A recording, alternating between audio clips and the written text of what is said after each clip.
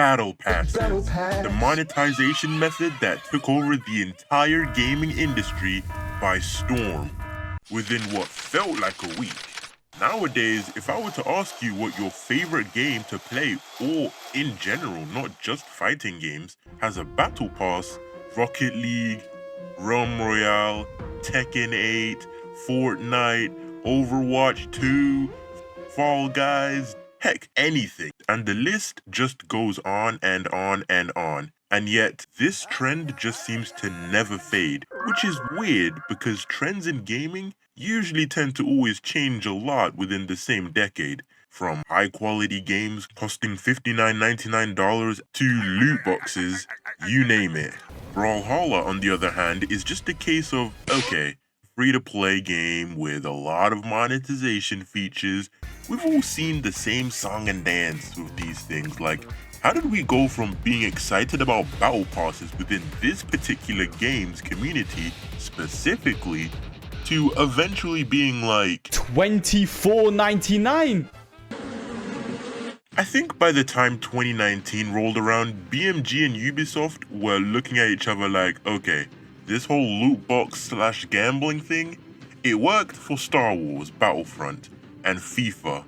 You know, all EA licensed games. It ain't quite working for us. Bruh. Then obviously Fortnite's popularity before it had its first downfall, and eventually rose again by stealing lots of IPs, had its battle pass pricing and was like, yeah, very consumer friendly and making them a huge bank. So why not? Next year rolls around and the Brawlhalla community is introduced to the Season 1 Battle Pass.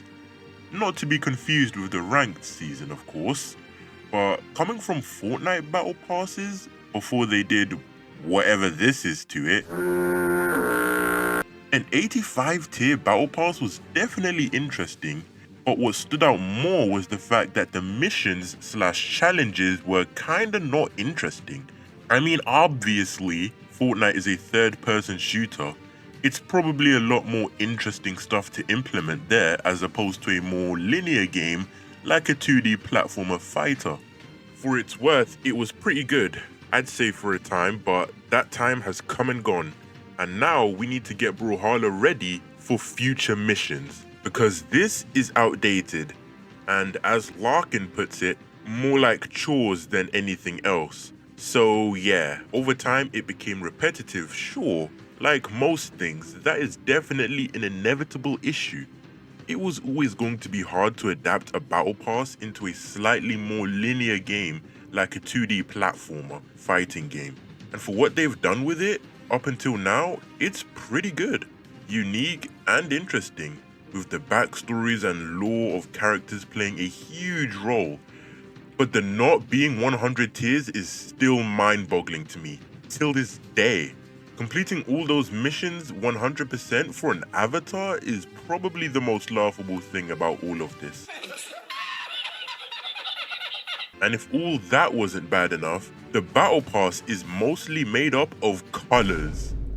Oh, great heavens! Yes, ladies and gentlemen, your ears do not deceive you. You heard me correct. We are mostly paying for the color scheme. If I had to put up on a pie chart, it will probably look a little something like this, just so you can get an understanding. But now let's jump to the present day Battle Pass, Season 9. Yeah, these legends being the Battle Pass characters is probably the main reason for me wanting to make this video to begin with. Reno, Barraza, and I guess even Moonin is okay, but they collectively make up for forgettable legends within a Battle Pass. You look at the previous ones and we had Petra and Tezca and Mordex again. Well, Tezca I think was the newest legend at the time, I might be mistaken on that, so it kinda helped him out in that regard. Petra is, well, the legend who is centered around the theme of that Battle Pass, Terminus, which is one of the most interesting world-building story points in the game. And Mordex is, well, Mordex. Needs no explanation as to why it's popular.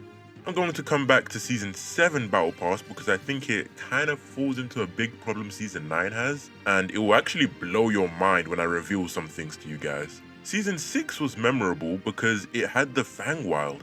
Again, another lore-based world-building memorable theme. And legends who are not forgettable like Arcadia, Ember, and Ragnir. Sorry, Dusk. And yeah, the same reasons I just mentioned also apply to Season 5, Season 4, Season 3, etc. But Season 7 was kinda sad, because while it was aesthetically cool as Season 2 Synthwave, it just wasn't selling people and don't want to have FOMO.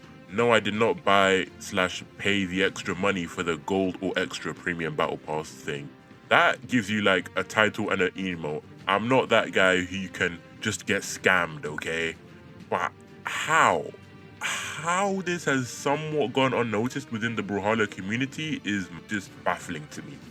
You know what? At the end of the day, I understand the pros and the cons to the whole hype behind the Brawlhalla Battle Pass, and now I do understand how this isn't really the biggest thing in the world, but coming from someone who is really passionate about the game to even make videos on it, it is kinda sad how it hasn't really changed much.